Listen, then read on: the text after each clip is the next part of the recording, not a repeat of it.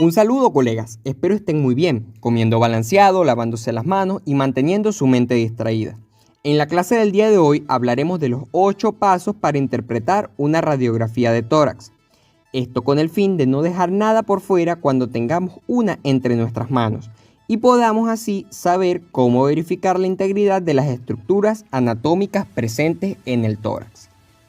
Ya que una vez teniendo claro qué es lo normal, el diagnosticar las distintas afectaciones óseas, cardíacas y respiratorias será cosa fácil. Sin más preámbulo, comencemos. Comencemos por el paso número 1, la identificación. En este paso verificaremos el nombre, edad y fecha de realización de la placa en cuestión. Generalmente estos datos son visibles en la esquina superior derecha de la radiografía. Cabe resaltar que estos datos deben ser anotados por el médico radiólogo que tomó la placa, pero en el caso de que estos datos no estén anotados, es nuestra responsabilidad rotular la placa. En este paso también identificaremos el lado derecho e izquierdo del paciente en la placa en cuestión. ¿Cómo haremos esto? Bueno, generalmente las radiografías modernas tienen un pequeño indicativo que señala cuál es el lado derecho o izquierdo del paciente. Pero de no contar con este indicativo, podemos guiarnos por la silueta cardíaca, pues a menos que exista un situs inversus, el ventrículo izquierdo y el ápex cardíaco estarán apuntando hacia el lado izquierdo. Luego que identificamos la placa y estamos seguros que corresponde al paciente que tenemos enfrente, seguimos con el paso número 2, determinar qué proyección tiene la rayos X que tenemos frente a nosotros. Si bien hay muchos tipos de proyecciones, las principales que indicaremos a nivel torácico son la proyección de tipo posterior-anterior, mayormente usada para evaluar los órganos presentes en el tórax, la antero-posterior, usada principalmente para evaluar las estructuras óseas, y la proyección de tipo lateral, con la que podremos, además de evaluar los órganos torácicos, determinar con mayor facilidad la presencia de derrames y darle así a nuestra perspectiva un punto de vista tridimensional. Ahora, la pregunta del millón sería, ¿cómo diferenciamos una rayos X PA de una AP? Bueno, existen una serie de criterios básicos que al saber reconocer nos permitirán determinar rápidamente si estamos ante una rayos X PA o AP. Estos son, del lado de las radiografías póstero-anteriores o PA, tenemos que con respecto a los cuerpos vertebrales, veremos el ángulo espino-laminar. Las clavículas tendrán una disposición oblicua, las escápulas estarán fuera de los campos pulmonares y la cámara gástrica será visible inferior al hemidiafragma izquierdo. Esto por la posición en la que el paciente debe estar para tomar una radiografía PA, la cual es en bipedestación. Mientras que en una radiografía anteroposterior, las apófisis espinosas serán visibles, dando el signo de cabeza de búho, las clavículas estarán horizontalizadas, las escápulas presentes en el campo pulmonar, la visibilidad de la cámara gástrica será poca o prácticamente nula, y la silueta cardíaca será más prominente en este tipo de proyecciones. Seguidamente pasamos al paso número 3, donde valoraremos si la placa está centrada y simétrica o rotada. Para saber esto, trazaremos una línea recta sobre los cuerpos vertebrales y luego mediremos la distancia que existe entre esta y las clavículas. De esta forma diremos que la placa está centrada si la distancia entre esta línea imaginaria y las clavículas es equidistante, o lo que es lo mismo, igual de cada lado. En el paso número 4 determinaremos si la placa está inspirada o no. Esto lo sabremos por la horizontalización de los arcos costales posteriores. Aquí podemos ver los arcos costales tanto posteriores como anteriores. Referente a los arcos costales posteriores debemos contar de 8 a 10, mientras que los arcos costales anteriores los reconoceremos por tener una disposición más oblicua y ser visibles de 7 a 9. Luego, en el paso número 5, evaluaremos el nivel de penetración de la placa en cuestión. Este ítem dependerá de la intensidad de los kilovoltajes emitidos por la máquina de rayos X. Aquí determinamos si la placa está bien penetrada o por el contrario está blanda o sobrepenetrada. Para decir que está bien penetrada se deben ver únicamente las primeras 3 o 4 vértebras torácicas y visualizar la tráquea antes de su bifurcación, la cual generalmente se da a nivel de T4 y T5. Aquí podemos ver una placa blanda o mal penetrada donde la visualización es prácticamente nula, mientras que en esta otra placa que está quemada o sobrepenetrada observaremos más de 5 cuerpos vertebrales y unos campos pulmonares donde prácticamente no veremos hallazgos clínicos. El paso número 6 es el que yo denomino el ABC del rayos X de tórax.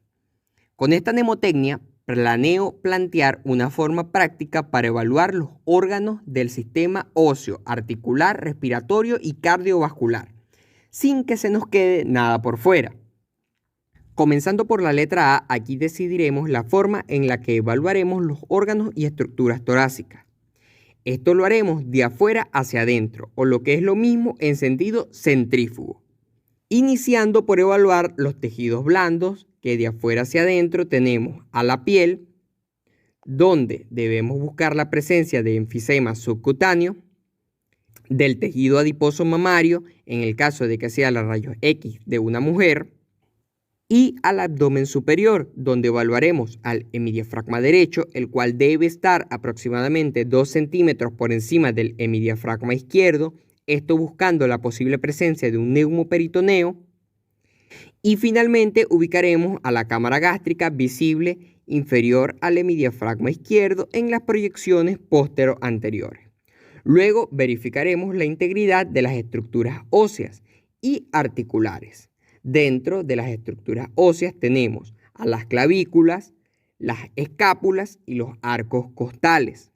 Mientras que dentro de las articulaciones torácicas tenemos la articulación acromioclavicular, la articulación glenohumeral y la articulación esternoclavicular. Es de resaltar que las radiografías ideales para evaluar estas articulaciones, por lo menos las primeras 2, serían la rayos X de hombro AP. Sin embargo, en la rayos X de tórax se puede observar estas estructuras. Luego pasamos a la letra B de breathing, que significa respiración. Esto porque aquí evaluaremos los órganos del sistema respiratorio. En primer lugar, determinaremos la integridad de la tráquea, la cual debe estar centrada. En este punto podríamos identificar al timo si estamos ante la placa de un paciente pediátrico. Luego estimamos la ubicación de los bronquios mayores y del ángulo carinal, el cual es un ángulo formado por la bifurcación de la tráquea, el cual puede medir de unos 50 a 90 grados. Finalmente llegamos a la letra C de cardiovascular system y campos pulmonares. Aquí cabe resaltar que también evaluaremos la integridad del mediastino, buscando la presencia de líquido o algún infiltrado paracardíaco, para ya luego sí comenzar a evaluar las estructuras cardiovasculares, comenzando por la silueta cardíaca, donde calcularemos el índice cardiotorácico, por medio de la siguiente fórmula.